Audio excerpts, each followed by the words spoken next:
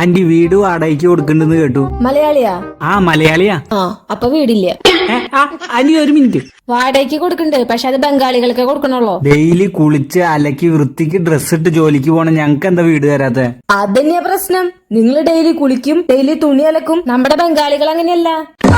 ആഴ്ചയിൽ ഒരിക്കലോ കുളിക്കുള്ളോ, മാസത്തിലൊരിക്കലോ തുണി കഴുകുള്ളോ. എനിക്ക് ഈ കറണ്ട് ബില്ല്, വാട്ടർ, മോട്ടർ ഒക്കെ ലാഭം. അതൊക്കെ പോട്ടെ, നീ എത്ര ദിവസം ജോലിക്ക് പോവും? ആഴ്ചയിൽ 3 ദിവസം പോവുള്ളൂ. ആ ബാക്കിയുള്ള ദിവസം വീട്ടിൽ അത് ശരിയല്ല ഇത് ശരിയല്ല പറഞ്ഞിട്ട് എന്റെ ജീവൻ എടുക്കാൻ നിൽക്കും. നമ്മുടെ ബംഗാളികൾ അങ്ങനെയല്ല. അവരാഴ്ചയിൽ 7 ദിവസം ജോലിക്ക് പോവും. അത് രാവിലെ 9 മണിക്ക് പോയി കഴിഞ്ഞാൽ വൈകുന്നേരം 9 മണിക്ക് വരുള്ളൂ. അവരെ കൊണ്ട് ഒരു ശല്യം ഇല്ല. വണ്ടി ഉണ്ടോ കയ്യില്? 2 ബൈക്ക് ഉണ്ട്. എന്നിട്ട് ആ 2 വണ്ടിയും കൊണ്ട് വീടിന്റെ ഉമ്മർത്ത് വെച്ചിട്ട് വരുന്നവരും പോന്നവരും മുഴുവൻ വണ്ടി നീക്ക് എന്ന് പറഞ്ഞിട്ട് എനിക്കൊരു തൊഴിൽ ഉണ്ടാവില്ല. എന്നാ നമ്മുടെ ബംഗാളി ബോയ്സിന് പാർക്കിങ്ങിന്റെ ഒരു പ്രശ്നേ ഇല്ല. അതൊക്കെ പോട്ടെ, ഫ്രണ്ട്സ് ഉണ്ടോ? ഫ്രണ്ട്സ് ഇല്ലാത്തവരുണ്ടാവോ?